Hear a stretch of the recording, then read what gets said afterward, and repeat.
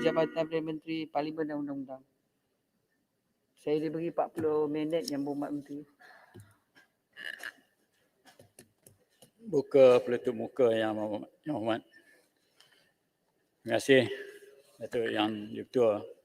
Terlebih dahulu saya ingin merakamkan ucapan setinggi terima kasih kepada penghargaan, terima kasih ke atas keprihatin ahli-ahli Yang Berhormat yang telah membahaskan isu di bawah Kementerian Jabatan Perdana Menteri dan Undang-Undang. Sepanjang tempoh perbahasan Undang-Undang Pembekalan tahun 2021 berdasarkan Keluarga Malaysia Makmur Sejahtera yang dibentangkan oleh Menteri Keuangan pada 29 Oktober yang lalu. Untuk makluman Dewan Yang Mulia ini, seramai 20 ahli Yang Berhormat telah membahaskan pelbagai isu yang berkaitan dengan Parlimen dan Undang-Undang. Mereka ialah Yang Berhormat daripada Jelutong, Berhormat daripada Putrajaya, Yang Berhormat dari Sekambut, Yang Berhormat dari Pekan, Yang Berhormat dari Puchong, Yang Berhormat Kelogor, Yang Berhormat Hang Tuah Jaya, Yang Berhormat Hulu Langat, Yang Berhormat Tuaran, Yang Berhormat Johor Bahru, Yang Berhormat Pengerang, Yang Berhormat Port Dickson, Yang Berhormat Kuala Selangor, Yang Berhormat Tangpau, Yang Berhormat Pasir Mas, Yang Berhormat Kubang Pasu, Yang Berhormat Sibu, Yang Berhormat Dungun, Yang Berhormat Bukit Gelugur dan Yang Berhormat Batu Gajah. Soalan daripada ahli-ahli berhormat di bawah Parlimen dan Undang-Undang akan dijawab bersekali berdasarkan apa isu yang berbangkit seperti berikut. Yang pertama, isu rasuah dan integriti. Isu dasar dan perundangan. Nombor 2 dan 3, peruntukan dan pengurusan agensi. Keempat, pembaikan takbir urus dalam meningkatkan perkhidmatan kerjaan. Dan kelima, pembaikan pilihan raya SPR.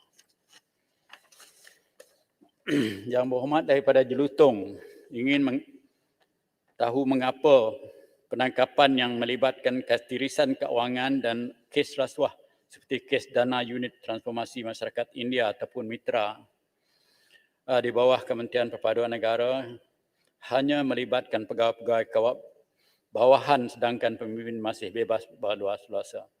Untuk makluman Datuk Yang Tua, SPRM pernah menjalankan siasatan berkenaan isu ini pada tahun 2019. Walau bagaimanapun, siasatan tersebut tidak mendapat bukti wujud kesalahan di bawah Akta SPRM 2009. Pada tahun 2021, SPRM telah menerima maklumat dan siasatan telah disegerakan berkaitan dengan isu ini. Tangkapan yang telah dibuat adalah berdasarkan peruntukan undang-undang. SPRM menjalankan siasatan dengan telus tanpa mengira pangkat. Yang Berhormat Petaling Jaya. Penjelasan. Belum mula lagi Yang Berhormat Ipoh Barat. No, dia dah habis topik, dia nak pergi ke topik yang lain. I think Ipoh Barat, with all due respect, biar Yang Berhormat Menteri selesai perenggan ini dan saya buka pada Datuk Yang Tua, saya ada 54 muka Yang Berhormat. Jadi kalau banyak sangat soalan yang bangkit belum yang mula baru, lagi. Yang Berhormat belum mula lagi, kita macam mana tahu yang akan ambil masa dan sebagainya. Saya ada bangkitkan beberapa perkara. Select committee and all that, you're not answering. Tetapi yang musahat, Datuk Yang Tua, ialah mengenai SPRM penyiasatan ni, sebenarnya saya difahamkan bahawa ramai yang ditangkap itu tidak ada penyiasatan menyeluruh. Mereka hanya disimpan di lock-up, lepas itu dia hantar balik. Adakah ini menunjukkan bahawa tidak ada keseriusan oleh SPRM dan apakah tindakan sedalam-dalamnya diambil? Dan saya difahamkan ada di antaranya di mana tindakan langsung tidak diambil adalah dari sebuah parti politik di mana mereka pun terlibat, saya difahamkan. Perkara ini telah pun dibangkitkan di Parlimen ni. Terima kasih. Terima kasih Datuk Yang Tua, oleh kerana tidak dibangkit dalam bahasan yang asal. Jadi saya akan ambil perhatian apa yang dibangkit oleh Yang Berhormat itu tadi. Boleh bagi jawapan tulis Yang Berhormat. Saya ambil perhatian Yang Berhormat. Menteri, Batu Gajah di sini. Berbangkit daripada isu kes berkaitan dengan MDB, berkaitan dengan yang telah mitra, dibahaskan di mahkamah. Boleh tak saya tanya Menteri sedikit berkaitan dengan mitra, isu mitra. Menteri, saya nak tahu setakat ini berapa orangkah yang sebenarnya telah ditangkap oleh SPRM untuk disiasat dan apakah tindakan-tindakan selanjutnya, sebab saya risau perkara ini mungkin tidak akan disiasat dengan sepenuhnya dan ikan bilis yang ditangkap ini akan dibebaskan sebegitu saja. Dan kita tahu isu ini adalah isu yang cukup besar dan memang telah mendapat perhatian daripada seluruh rakyat negara kita. Jadi saya minta setakat ini berapa orangkah yang telah ditangkap dan telah disiasat dan apakah tindakan selanjutnya? Terima kasih Menteri. Terima kasih Yang Hormat. Sebagaimana yang telah saya sebut tadi, Datuk Ketua, bahawa siasatan yang dibuat pada tahun 2019 tidak ada menunjukkan bahawa ada kesalahan berlaku. Maka laporan semula dibuat pada tahun 2021 ini, SPRM sedang menyiasat kes ini secara terperinci lagi oleh kerana kes ini dahulu menunjukkan tidak ada kesalahan-kesalahan yang berlaku. Jadi ini baru menerima laporan baru, maka SPRM sedang menyiasat kes ini semula. Yang Berhormat Datuk Yang Tua. Berbangkit isu berkaitan 1MDB yang telah dibebaskan di mahkamah. Adakah SPRM atau Pertubuhan Negara selama ini telah tersilap dalam mengumpul bukti serta saksi untuk kes-kes ini? Ini daripada Yang Berhormat Taling Jaya. Adakah ini bermaksud agensi ini perlu meningkatkan kapasiti mereka dan kepakaran forensik di dalam mengumpulkan bukti? Untuk maklum Datuk Yang Ketua, setakat ini semua pertuduhan bagi kes 1MDB masih dalam perbicaraan di mahkamah. SPRM hanya menjalankan siasatan dan keputusan sama ada untuk menuduh atau tidak adalah di bawah bidang kuasa Peguam Negara. Setiap pendakwaan yang dijalankan adalah berdasarkan kepada hasil siasatan. Dalam pengetahuan SPRM tidak terdapat sebarang kelemahan dan kesilapan di dalam proses siasatan yang dijalankan. Selain itu, pementasan rasuah oleh SPRM sentiasa dipertingkatkan dan diperkemaskinikan, sama ada dalam aspek operasi, pencegahan dan pendidikan. SPRM juga menambah baik kes penyiasatan dalam kes-kes rasuah dan salah guna kuasa di negeri ini. Antara lain ialah menyelaksanakan pengurusan penyiasatan berkesan dalam kes high profile dan public interest. Penggunaan kaedah analisa keuangan dan perisikan sedang diperkembangkan bagi lagi kerana jenayah rasuah semakin kompleks. Untuk makluman Yang Berhormat bahawa terdapat 125 kes fail telah dibuka penyiasatan. Daripadanya ialah berhubung dengan kes di bawah AMLA sebanyak 84, yang satu kes forfeiture property dan cawangan pelucutan harta sebanyak 41 dan jumlah keseluruhan ialah 25. Dan kes yang telah dibicarakan di bawah AMLA ialah 2, jumlah di bawah pelucutan harta ialah 6 dan jumlah keseluruhan 8 dan kes di peringkat rayuan adalah 13, Datuk Yang Ketua. Yang Berhormat segambut membangkitkan tentang berlakunya pengurangan 72.91 hektar kawasan hijau dan terdapat 6 kolam takungan banjir yang berfungsi mengatasi masalah banjir Kuala Lumpur telah pun dilulus memberi milikan bagi tujuan pembangunan. Apakah tindakan SPRM mengenai perkara ini, terutamanya laporan Ketua Audit Negara? Adakah mereka akan melakukan siasatan atau menunggu apa laporan dibuat? Sepatutnya pembentangan siasatan dilakukan di Parlimen. Untuk makluman Datuk Yang Ketua bahawa kes yang dimaksudkan oleh Yang Berhormat dibangkit hasil pembentangan laporan Ketua Audit Negara pada 28 September 2021. 28 September, Datuk Yang Ketua, baru-baru ini pun SPRM telah mengambil tindakan berkenaan dengan isu yang telah dibangkitkan oleh Berhormat. Buat masa sekarang SPRM sedang menjalankan siasatan. Sebabnya Yang Berhormat saya beri penjelasan lanjut berhubung dengan perkara ini. Kes ini berbangkit pada laporan audit negara pada tahun 2019. Oleh kerana kita tidak mengadakan persidangan, maka laporan tersebut telah tidak dibentangkan di Dewan Parlimen ini. Baru dibentang sekarang ini, maka itulah kenapanya tindakan baru diambil semenjak 28 hari bulan tersebut dan penyiasatan setakat ini masih dalam perjalanan oleh yang SPRM. Datuk Yang Tua. Yang Berhormat dari Pekan. memohon mengapa rayuan keputusan Pulau Batu Putih ditarik balik pada saat-saat akhir. Kerajaan pada 2018 telah meneruskan permohonan semakan kes pertikaian di Mahkamah Keadilan Antarabangsa untuk menentukan kedaulatan tahap Pulau Batu Putih, Sedikit Yang Berhormat, sebelum pergi ke tajuk ini, Batuan Tengah dan Tubir Selatan serta permintaan tafsiran terhadap keputusan kes Pulau Batu Putih tersebut selaras dengan artikel 60 Statut ICJ. Keputusan tersebut telah mengambil kira pandangan serta kepentingan negara termasuk anggaran implikasi kos keseluruhannya untuk kedua-dua proses ini pada ketika itu. Yang Berhormat Datuk Yang Ketua. Yang Berhormat, Walau bagaimanapun, sebagaimana yang telah sedia dimaklum, Yang Berhormat, Yang tanpa Berhormat. minta laluan. maaf saya ada membangkitkan Tuan Speaker. Ini tentang isu SPRM kerana beberapa kes yang dibangkitkan oleh Yang Berhormat dalam jawapan. Kita punya masalah untuk mengakses status terkini siasatan. Contoh dalam peringkat PAC, mesyuarat kami juga, kadang-kadang kes-kes besar, setiap kali kita minta maklum balas daripada wakil SPRM ataupun menerusi Dewan Rakyat, selalunya diberikan dalam perhatian, akan dimaklumkan kemudian. Mungkin Yang Berhormat boleh cadangkan cara terbaik untuk memberikan kita sedikit update yang terkini supaya semua pihak merasakan mendapat gambaran tugasan termasuklah siasatan yang sedang berlaku. Terima kasih Yang Berhormat. Datuk Yang Ketua, ingin saya memberi penjelasan berhubung dengan kes-kes yang masih dalam siasatan. Kebiasaannya pihak SPRM ataupun pihak polis yang membuat satu siasatan kes sedemikian ini biasanya tidak akan mendedahkan apakah siasatan yang telah dilaksanakan oleh pihak polis ataupun SPRM.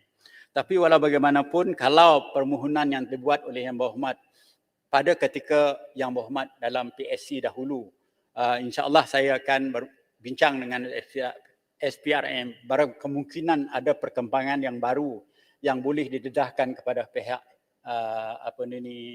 Public Account Committee nanti. InsyaAllah. Terima kasih Yang Berhormat. Saya jelaskan sedikit kalau boleh tak lama. Ya. Begini, kita ada wakil ex officio SPRM dalam jawatan kuasa PAC. Tapi saya nak maklumkan, kadang-kala siasatan bermula sejak 2018 ya. Dalam beberapa kes tak sebut di sini. Tapi untuk kami mendapat akses pun sampai 2021, mereka masih kata baik kita akan datang balik kepada Yang Berhormat. Jadi kadang-kala kita fikir seolah-olah kurangnya capaian. Saya tak maksudkan dari segi untuk tatapan umum, tapi kurang-kurang dalam skop dan juga perbincangan PAC wajib kita dapatkan sebagai mana mereka lakukan tugas dalam konteks sebagai ex officio. Terima kasih Yang Berhormat. Terima kasih Yang Berhormat. Sebenarnya mengikut amalan yang dibuat di England contohnya untuk pihak PSC termasuk juga Parlimen terbuka, apabila sesuatu perkara yang dianggap masih dalam siasatan ataupun confidentiality itu masih terjaga, makanya dia hanya boleh didedahkan menerusi perbincangan di antara, kalau di England, di antara speaker dengan pihak jabatan kerajaan yang menjagakan apa dipanggilkan yang confidential tersebut. Apabila diputuskan dalam perbincangan tersebut, maka barulah perkara itu boleh didedahkan kepada Public Account Committee. Kalau dalam keadaan demikian, yang Datuk Yang Tua, saya mencadangkan supaya pihak daripada Public Account Committee meminta secara terus kepada pihak SPRM perkara-perkara yang mereka hendak bincangkan dengan pihak SPRM. Berkemungkinan kalau kita boleh adopt juga amalan yang dibuat oleh pihak di House of Commons, yang mana pihak speaker berbincang dengan pihak agensi kerajaan untuk menentukan parameter perkara-perkara yang boleh didedah dan perkara-perkara yang tidak boleh didedah dalam situasi-situasi sebegini. Datuk Yang Tua. Terima kasih Yang Berhormat dan terima kasih Datuk Yang Tua. Yang Berhormat Puchong membangkitkan kelewatan kes Mahkamah Rayuan dan Mahkamah Persekutuan. Yang Berhormat dimaklumkan bahawa kes melibatkan Yang Berhormat Pekan telah pun didengar dan ditangguhkan bulan Mei 2021, namun sehingga bulan November masih menunggu keputusan. Yang Berhormat tanya berapa banyak kes jenayah Mahkamah Rayuannya. Kes tidak ditangguh selama 5 bulan. mana kes Mahkamah Rayuan yang tidak ditangguhkan selama 5 bulan. Yang Berhormat ingin mengetahui sama ada terdapat backlog ataupun kelewatan dalam memberikan keputusan kes. Untuk makluman Datuk Yang Tua, pada kebiasaannya kes rayuan jenayah yang ditetapkan untuk pendengaran di Mahkamah Rayuan akan diputuskan pada hari yang sama, iaitu hari didengar. Walau bagaimanapun, kes-kes rayuan yang melibatkan isu yang rumit dan memerlukan penelitian yang mendalam, tarikh keputusan untuk rayuan disebut akan ditetapkan dalam satu tempoh masa yang munasabah, reasonable time. Berdasarkan rekod ini, pejabat pendaftaran Mahkamah Rayuan pada masa ini hanya kes yang melibatkan Yang Berhormat Pekan sahaja yang telah ditangguh untuk keputusan dalam tempoh melebihi 5 bulan. Selain itu, terdapat 5 lagi kes rayuan yang melibatkan Yang Berhormat Pekan di Mahkamah Rayuan yang masih aktif. Bagi Mahkamah Persekutuan pula, tidak sebarang kes rayuan jenayah yang tertangguh untuk keputusan melebihi tempoh 5 bulan.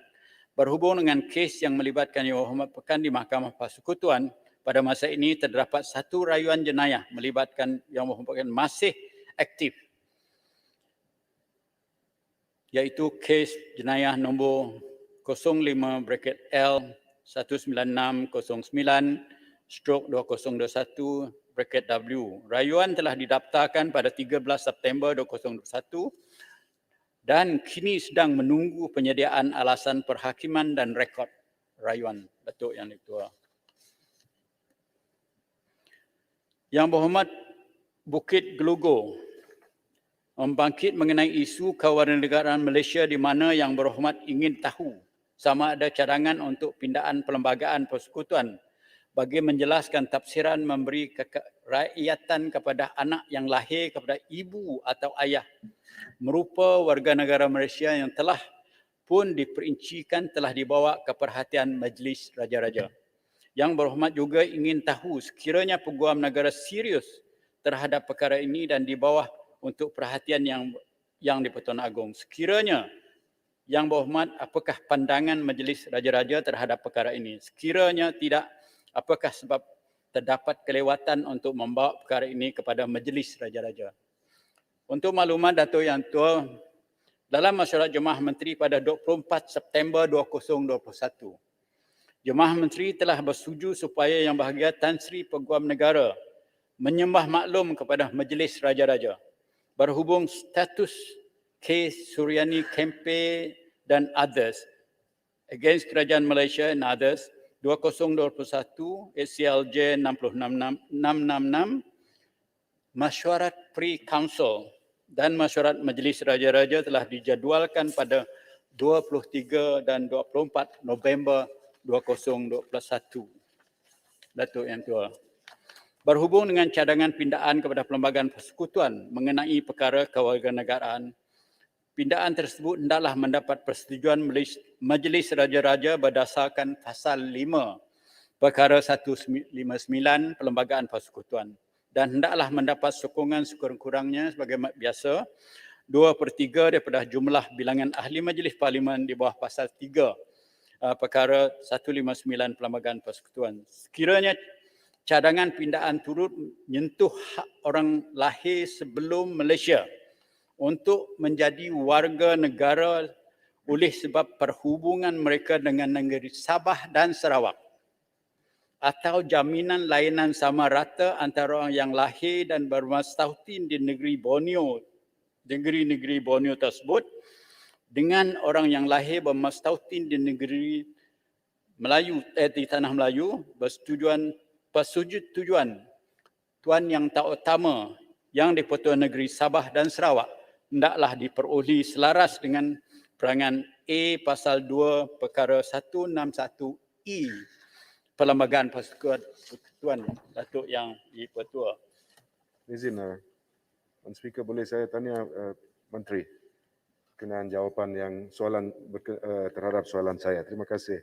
Saya ambil maklum Tuan Speaker jawapan tersebut bahawa pihak Kabinet telah pun berjumpa pada 24 bulan September tahun ini dan mesyuarat Majlis Raja-Raja dijadualkan untuk diadakan pada 23 dan 24 bulan ini, iaitu dalam masa beberapa minggu.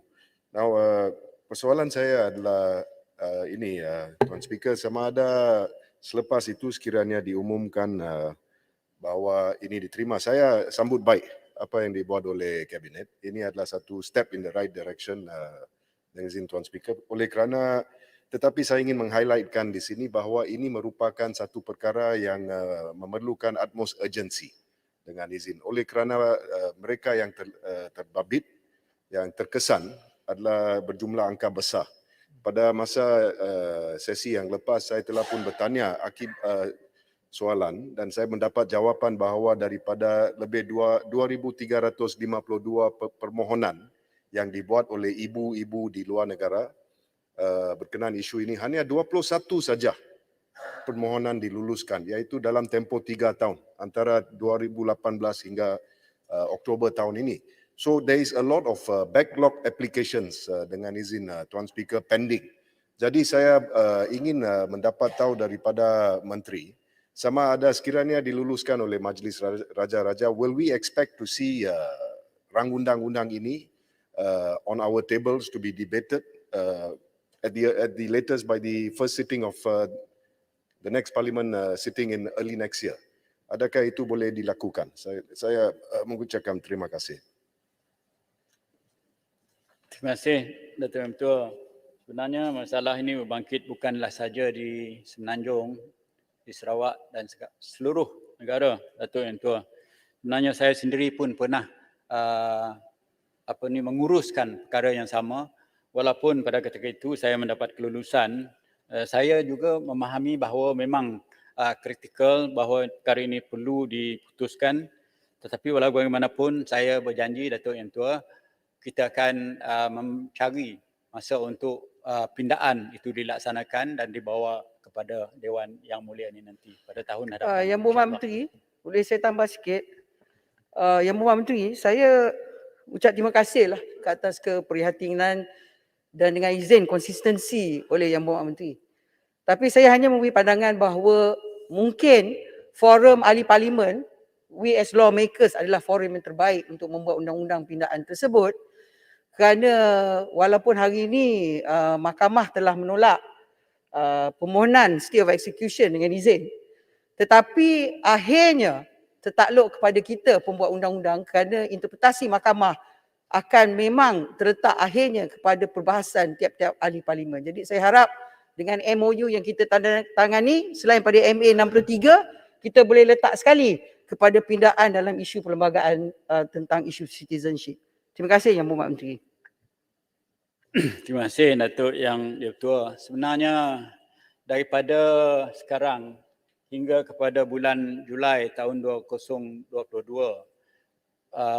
beberapa siri pindaan perlembagaan bakal dilaksanakan oleh pihak kerajaan.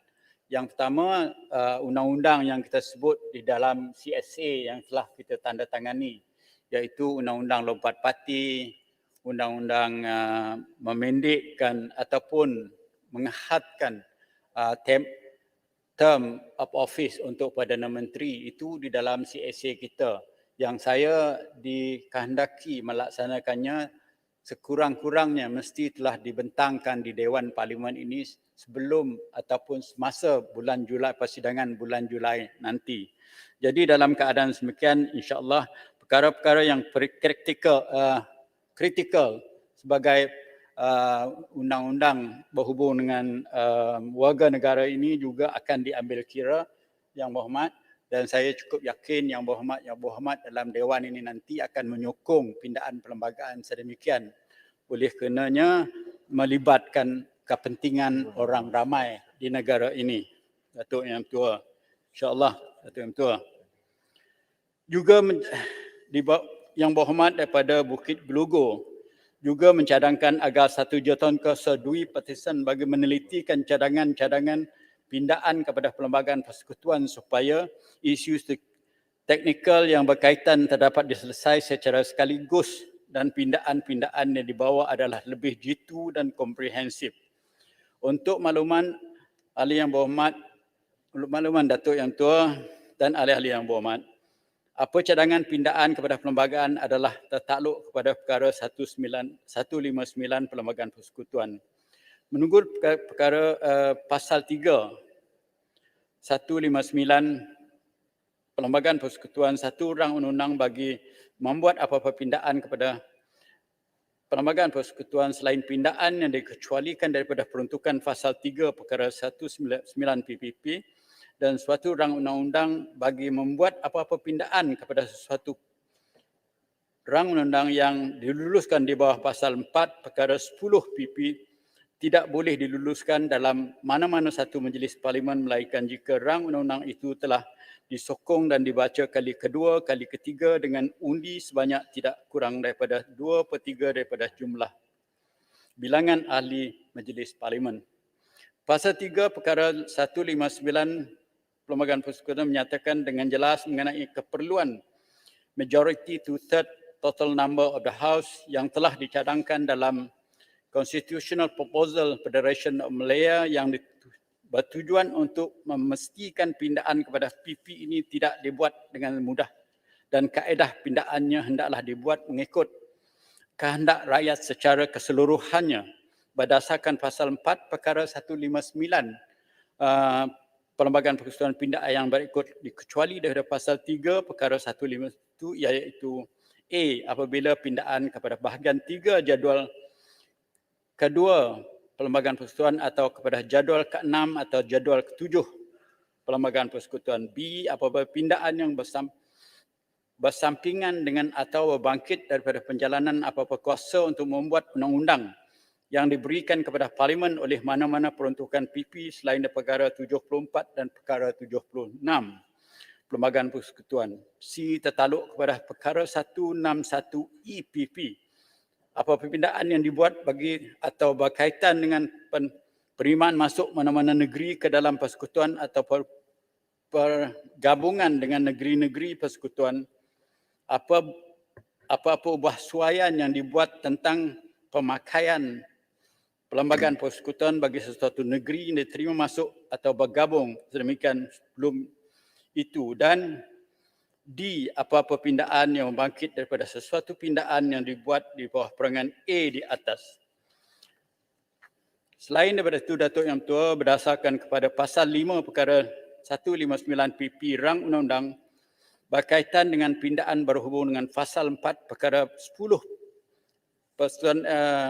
Perlembagaan Persekutuan dan apa-apa undang-undang yang diluluskan di bawah peruntukan bahagian 3 kewarganegaraan perkara 38, perkara 370, perkara 71/1 mengenai kedudukan raja-raja, pasal 4 perkara 63, pasal 4 perkara 72 Keseimbangan Parlimen dan Dewan Undangan Negeri, perkara 151 bahasa kebangsaan atau perkara 153 kedudukan istimewa orang Melayu dan anak negeri Sarawak dan Sabah tidak boleh diluluskan tanpa terlebih dahulu dibawa untuk dipertimbang dan persetujuan Majlis Raja-Raja. Bagi pemimpin PP yang melibatkan negeri Sarawak dan Sabah menurut perkara 161 yang saya sebutkan tadi, berkaitan dengan penerimaan masuk negeri Sabah dan Sarawak ke dalam persekutuan juga apa-apa ubah suaian yang dibuat tentang pemakaian Perlembagaan Persekutuan negeri-negeri tersebut. Pasal 3 perkara 59 terpakai melainkan jika ubah suaian itu ialah ubah suaian yang menyamakan satu asimilasi kedudukan negeri itu di bawah Perlembagaan Persekutuan dengan kedudukan negeri-negeri Tanah Melayu. Pasal 2 perkara 161 EPP mengatakan bahawa tidak pindaan boleh dibuat kepada PP tanpa persetujuan Yang di-Pertuan Negeri Sarawak dan Sabah sekiranya pindaan tersebut menyentuh mengenai perkara yang berbangkit.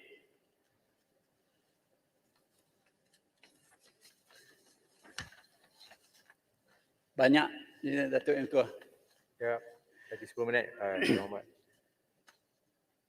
Yang Berhormat Menteri. Walau bagaimanapun, sebagaimana yang dicadangkan oleh Yang Berhormat iaitu menubuhkan jawatan kuasa, saya mencadangkan Datuk Ketua, tiap-tiap kes pindaan perlembagaan kita refer kepada jawatan kuasa yang ditubuh di bawah Parlimen itu sendiri yang lebih elok daripada membuat satu jawatankuasa yang lain. Kita refer kepada jawatankuasa yang bertanggungjawab berhubung dengan pindaan perlembagaan itu. Tiap-tiap kali pindaan perlembagaan dibawa ke Dewan ini, Datuk Yang Tua. Yang Berhormat Menteri. Yang Berhormat Macang. Minta laluan. Terima kasih Yang Berhormat Menteri. Terima kasih Datuk Yang di-Pertua. Dalam perbahasan saya ada membangkitkan dua perkara berkaitan dengan rang undang-undang. Pertamanya, rang undang-undang berkaitan dengan anti lompat parti. Sudah dimaklumkan oleh Yang Berhormat Menteri bahawasanya pada Julai tahun hadapan akan dibawa ke Dewan Yang Mulia ini. Yang kedua berkaitan dengan RUU Rang Undang-Undang 355 ini, saya nak tanya Yang Berhormat Menteri, ada tak perancangan kerajaan untuk membawa ataupun sedang mengkaji ataupun sedang meneliti berkaitan dengan RUU 355 ini akan dibawa dalam tempoh terdekat di dalam Dewan Yang Mulia ini. Terima kasih. Datuk Yang Tua, yang 355 ni apa yang Datuk Yang Tua? Syariah, Mahkamah Syariah tu kan? 355 Yang Hormat, tolong bagi tahu saya. Berkaitan dengan meningkatkan tahap, Sokong oleh kerajaan. tak, siapa cakap tu? Meningkatkan taraf Mahkamah Syariah dan juga mengkaji semula hukuman-hukuman yang berkaitan dengan Mahkamah Syariah yang diputuskan oleh Mahkamah Syariah sebagaimana yang dibaca untuk kali pertama kalau tidak silap saya oleh Yang Berhormat Barang pada 2 tahun yang lepas. Terima kasih Datuk Yang Tua. Saya saja nak dapat nama rang undang-undang tersebut. Sebabnya pengajian saya di universiti dan di Council Legal Education dahulu tak pernah pun guna chapter tu. Kita guna nama undang-undang tu sendiri. Reference kepada undang-undang tu refer kepada nama undang-undang dan bukan refer kepada nama nombor dia. Tak pernah tahu pun nombor tu. Jadi saya saja minta sedikit kali Datuk Yang Tua.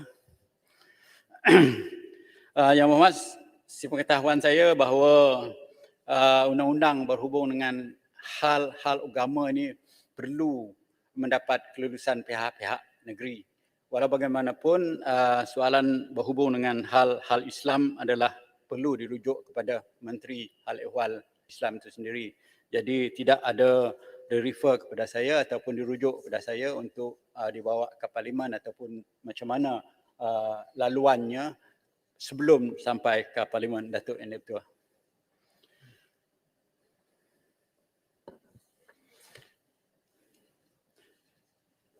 Datuk Yang Tua, izinkan saya. Ahmad. Yang Minta maaf Menteri. Tuan Tua, saya telah pun bangkit soalan berkenaan dengan siasatan yang dilaksanakan oleh SPRM terhadap SPRM sendiri, iaitu berkenaan dengan Datuk Sanah dan wang yang dikatakan dilesapkan. Jadi saya ingin tahu kalau ada jawapan kepada perkara itu kerana Menteri ada banyak nak jawab. Saya di Dewan kalau boleh fokus kepada isu itu kalau ada jawapan Yang Berhormat Menteri. Terima kasih Datuk Yang Tua. Sebenarnya saya boleh bincang dengan Yang Berhormat dari Puchong lah, di luar Dewan nanti. Tapi saya tak ada jawapan di sini Yang Berhormat sebenarnya. Datuk Yang Tua, ini dalam bidang peruntukan dan pengurusan agensi Datuk Yang Tua. Yang Berhormat daripada Hang Tuah Jaya berhubung dengan Parlimen, SPRM dan audit. Yang Berhormat Ulu Langat berhubung dengan GIACC dan SPRM. Yang Berhormat Johor Bahru soalan audit. Yang Berhormat Tuaran berhubung dengan Mahkamah. Mencadangkan agar peruntukan untuk Parlimen Malaysia, Suruhanjaya Pencegah Rasuah SPRM, Jabatan Audit Negara dapat dipertimbangkan untuk dinaikkan, manakala Yang Berhormat Tuaran pula meminta supaya peruntukan serta pengurusan keuangan oleh Mahkamah Tinggi Negeri Sarawak dan Sabah diuruskan sendiri oleh tiap-tiap negeri tersebut. Datuk Yang Tua, sebagai makluman Yang Berhormat, kerajaan sentiasa komited dan berusaha untuk menambah baik keupayaan agensi-agensi kerajaan bagi memantapkan fungsinya dalam konteks peruntukan Parlimen Malaysia, SPRM, Jabatan Audit Negara dan Pusat Governance iaitu GIACC, Integriti Anti Rasuah Kebangsaan, permohonan serta kelulusan peruntukan untuk Kementerian Keuangan adalah berdasarkan kepada perancangan kelulusan kerajaan. Peningkatan peruntukan bagi tahun 2022 yang dilulus oleh Pusat Governance, Integriti dan Anti Rasuah Nasional GIACC dan agensi di bawahnya berdasarkan anggaran perbelanjaan Persekutuan 2022 oleh Kementerian Keuangan menunjukkan komitmen kerajaan untuk meneruskan usaha pemekasaan governance, integriti dan anti rasuah. Untuk Parlimen Malaysia terdapat peningkatan 2% dalam bajet Parlimen Malaysia bagi tahun 2021 berbanding tahun 2021.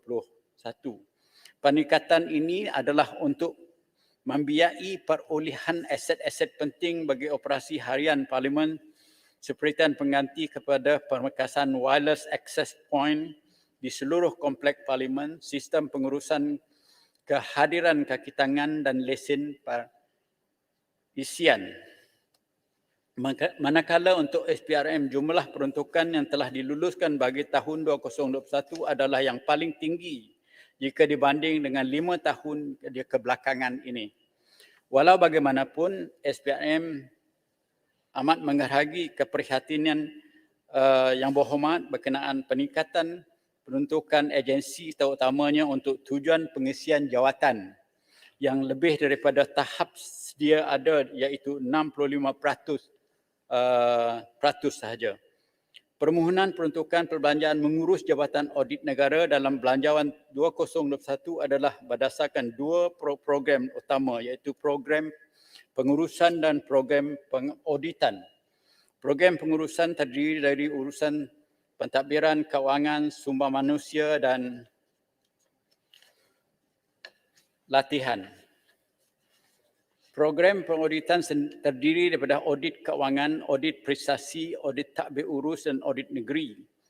Cadangan anggaran perbelanjaan pengurusan disediakan berdasarkan keutamaan program aktiviti jabatan dalam mencapai misinya iaitu pengauditan secara profesional berlandaskan standard pengauditan antarabangsa bagi menghasilkan laporan audit yang berkualiti bagi memenuhi kehendak pelanggan.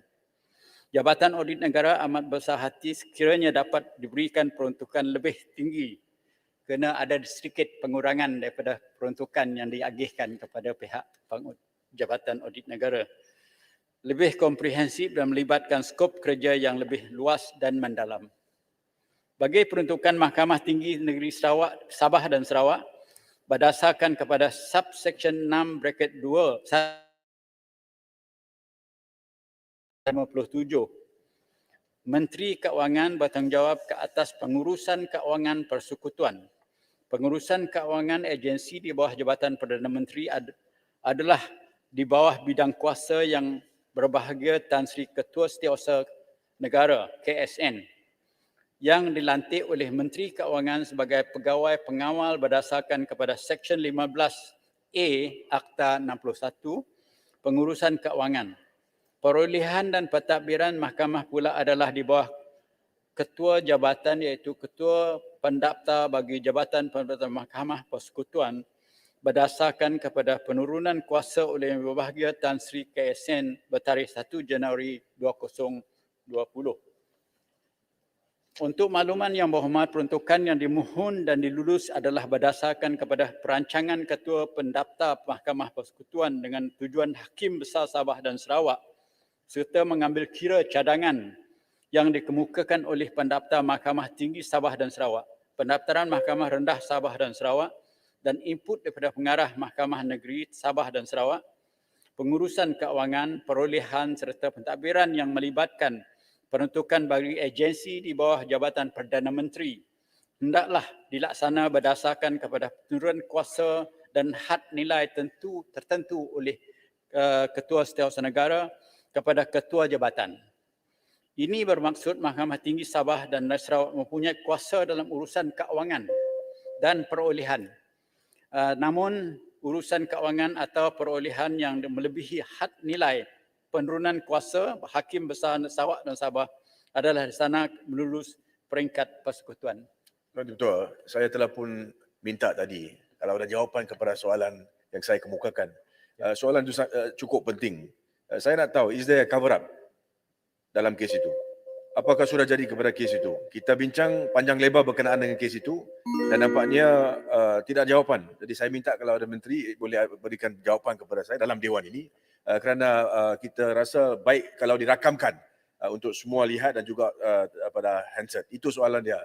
Mr. Minister, is there a cover up in the Hasanah case? I think that is the question that needs to be answered in this house this afternoon. Terima kasih. Terima kasih Datuk Mentua. Kalau Yang Wabi nak jawab, lepas tu masa dah habis dah. So, kalau nak jawab, sila jawab. Saya pilihan raya tak Ada jawab mau Tuan Sri. penjelasan sikit tentang Pilihan yang raya. Tuan, sekejap. Wabi pucung dulu. penjelasan sikit Tuan. tentang yang penjelasan sedikit tentang belanjawan untuk Mahkamah Tinggi Sabah dan Sarawak. Adakah yang berhormat selaku menteri yang bertanggungjawab dalam hal-hal undang-undang, perundangan dan keadilan negara ini sedar bahawa beberapa program tertentu yang dijalankan oleh Ketua Hakim Borneo dan Sabah dan Sarawak dahulu, mereka terpaksa mendapatkan bantuan daripada derma awam dan sebagainya. Apabila dijalankan dahulu,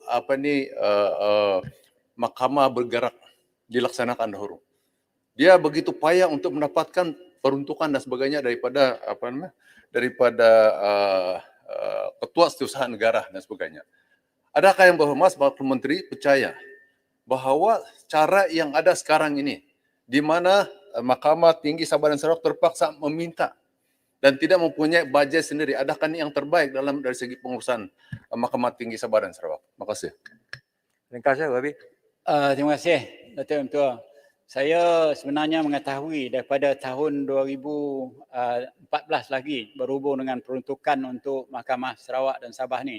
Sebabnya peningkatan keperluan khususnya yang disebut oleh Yang Berhormat Tuaran tadi iaitu berhubung dengan Mahkamah bergerak.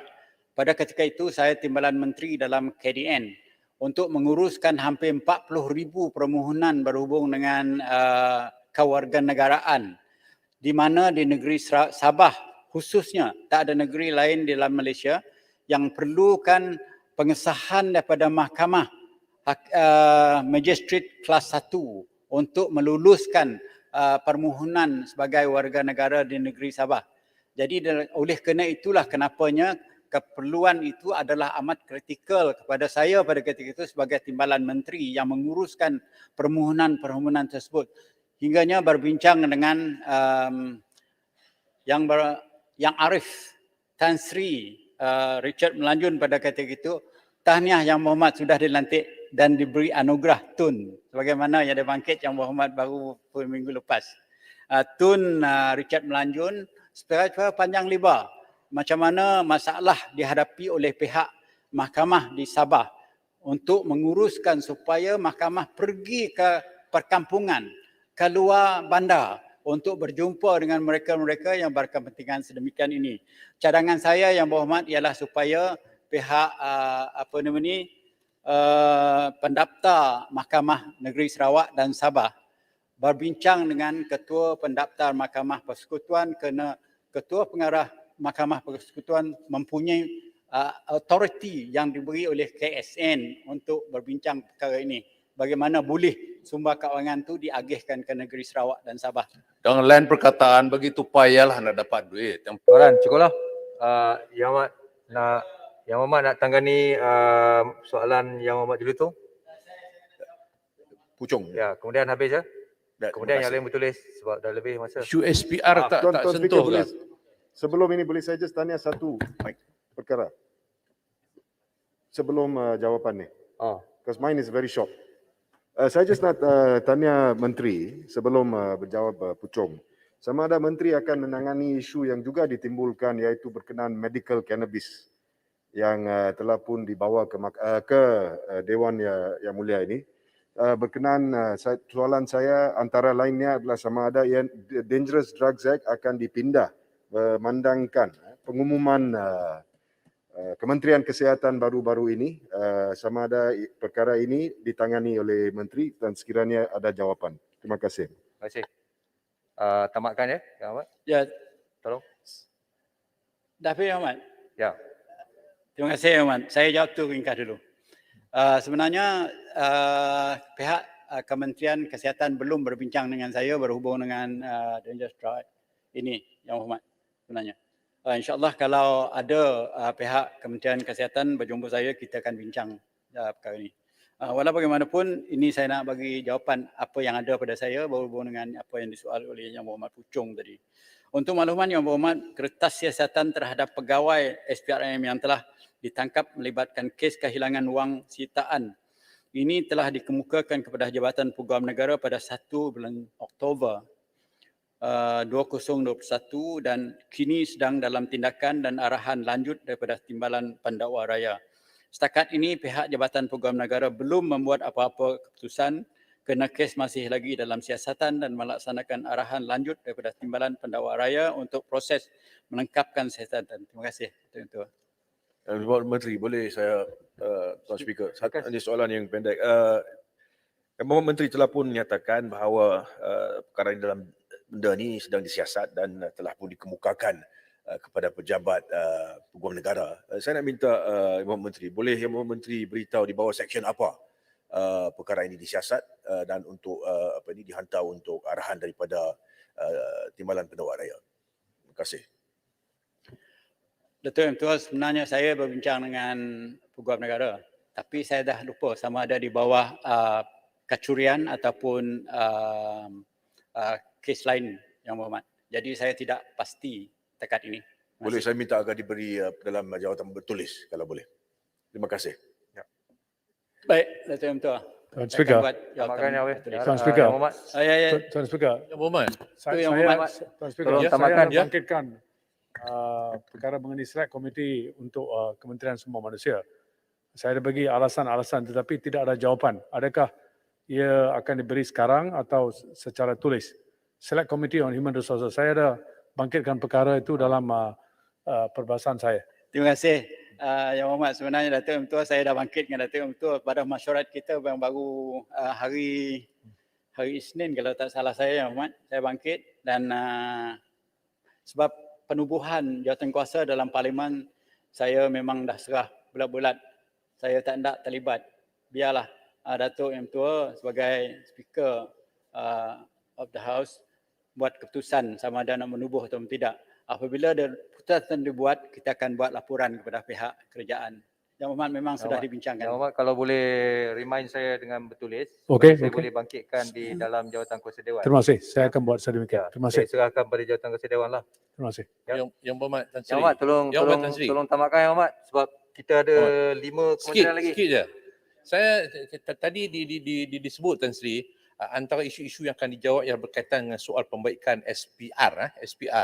Tetapi tidak disentuh, sedangkan itu sangat penting dalam situasi semasa iaitu PRN di negeri Melaka, kerana ada perkara yang saya fikir Tan Sri, SOP yang ada di tangan saya ni yang dikeluarkan oleh SPR pada hari penamaan calon kepada setiap calon ini, satu yang tak masuk akal bagi saya. Walaupun saya tahu bahawa itu ialah untuk isu nak mengekang soal COVID. Saya tunjuk contoh Tan Sri, pemasangan banting banner dan pengedaran pamphlet. Pengedaran pamphlet kepada orang awam secara bersemuka adalah tidak dibenarkan sepanjang tempoh pilihan raya. Ya, saya faham. Tetapi calon-calon dan perayu calon boleh masuk di kedai kopi, duduk bersama. Jadi bersemuka, orang ramai, dia pergi bersemuka, calon pergi ke pasar, dia tetap bersemuka. Jadi mana yang dikatakan boleh menyebabkan soal COVID. Jadi ini antara yang saya katakan tak masuk akal. Kemudian yang keduanya ialah kenderaan yang dipasang dengan alat pembesar suara tidak dibenarkan berhenti di sepanjang tempoh laluan dalam menyampaikan ucapan. Jadi macam mana orang nak faham? Macam saya lalu depan rumah Tan Sri, tuan-tuan dan puan-puan. Kemudian Tan Sri dengar yang tu saja. Tan Sri tak dengar yang lain. Mungkin kereta tu akan kata jangan percaya kepada paguh. Ini UMNO punya style lah, nak marah pada paguh. Paguh duk entah. Jadi mesej itu tak sampai kepada masyarakat. Kemudian bilik gerakan, Tan Sri. Seorang calon hanya boleh tubuh satu bilik gerakan, iaitu untuk satu DUN. Jadi macam bilik gerakan kecil di PDM tu tak boleh. Jadi macam mana dia nak beroperasi? Jadi akhirnya menyebabkan mesyuarat jawatankuasa PDM tu akan duduk di satu bilik gerakan. Jadi akhirnya berlaku keadaan bersemuka. Jadi saya fikir kalau nak buat SOP tu biarlah masuk akal bagi saya. Yang Mat, tolong tambahkan Yang Mat lepas ni. Saya ringkas saya, Yang Mat. Ya. Betul-betul. Sebenarnya saya tadi berbincang pun berhubung dengan apa yang berlaku di Melaka dan apa bakal berlaku di Sarawak berhubung dengan SOP ni. Sebenarnya SOP ni adalah perkara yang dibuat oleh pihak KKM dan pihak MKN. Bukan dibuat SPR. SPR mungkin ada input-input lain saja berhubung dengan pemakaian simbol parti dan sebagainya, itu untuk pilihan polling day, bukan untuk masa sekarang. Jadi apa yang berlaku saya dimaklumkan ialah semasa mereka membawa baju, pakaian dan sebagainya itu, perhimpunan itu yang menjadi satu kekangan yang dihadapi oleh pihak itu, tapi bukan SPR yang terlibat sebenarnya. Ini semua di bawah bidang kuasa MKN dan KKM, Yang Berhormat. Jadi itu penjelasan yang diberi. Sebabnya SPR ialah untuk menggalakkan demokrasi itu sendiri, bukan berhubung dengan keselamatan manusia, Yang Berhormat. Mesti ada koordinasi yang jelas sebab MKN telah pun membuat kaitan dengan soal fasal. Bila masuk fasa 4, tengok bola hari Khamis malam Jumaat ni, Kuala Lumpur lawan dengan mana, dia dah boleh sampai 20-30 ribu. Jadi Melaka adalah fasa 4. Jadi kemunasabahan itu harus perlu ada. Ya Mat, boleh tamatkan? Saya dah habis dan sebenarnya Datuk Mentua saya ada panjang berhubung dengan tu SPR, Pilihan Raya Bergaya, dan Yang Berhormat. sebagainya. Semua ada sini dan saya boleh hantar secara bertulis, Datuk Mentua. 5 hari. InsyaAllah. Datuk Mentua, itu saja saya ucapkan sekali lagi terima kasih. Daripada Yang Berhormat mencelah pun saya ucapkan terima kasih banyak-banyak. Terima kasih. InsyaAllah saya akan cuba sebaik-baik untuk menjawab soalan-soalan yang dibangkit oleh Yang Berhormat sekalian. Terima kasih. Terima kasih.